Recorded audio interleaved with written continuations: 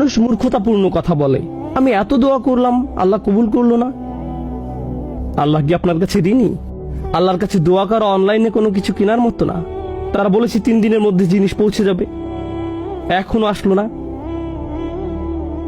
আমি এখন আর নামাজ পড়ি না, কারণ আমি অনেক দোয়া করেছি, কিন্তু তারপরও পরীক্ষায় ফেল করলাম। আপনি পরীক্ষায় ফেল করেছেন কারণ আপনি লেখাপড়া করেননি।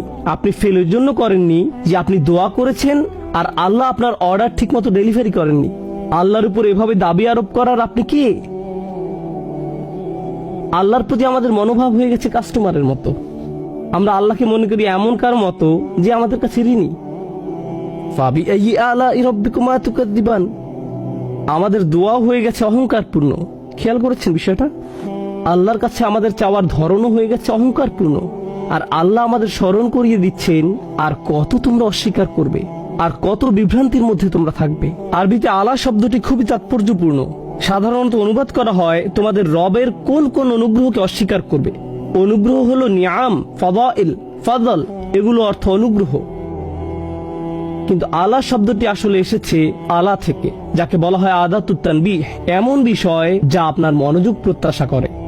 আল্লাহ বলেছেন, তোমার চারপাশে আমি এত এত চমৎকার জিনিস তৈরি করে রেখেছি, সবকিছু তোমার মনোযোগ প্রত্যাশা করে।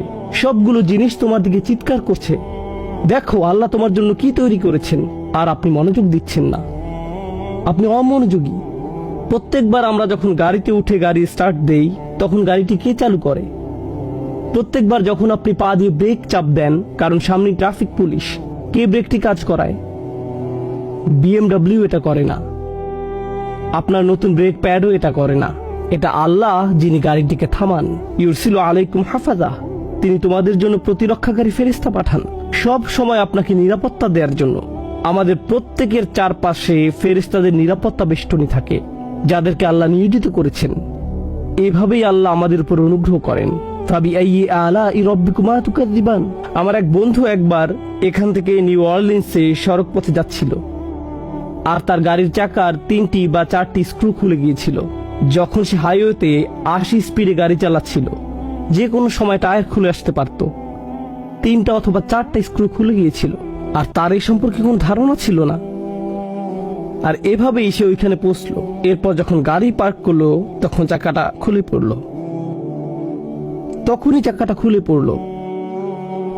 যখন এটা ঘটলো, আল্লাহ আমাকে রক্ষা করেছেন। কিন্তু আপনি জানেন কে স্ক্রুগুলো লাগিয়ে রাখেন আমাদের জন্য? আমরা মনে করি ঘটনাটি ছিল বিস্ময়কর, কারণ তখন স্ক্রু খুলে গিয়েছিল। কিন্তু কে এগুলো লাগিয়ে রাখেন? আমরা কত দূরে চলে যাই, অথচ আল্লাহ আমাদের কত নিকটে। আর এজন্যই আল্লাহ আজ্জা ওয়া জাল্লা পরের আয়াতে বলছেন, এটাই আজকের খুতবার আয়াত যা আমি আপনাদের সাথে শেয়ার করতে চেয়েছিলাম।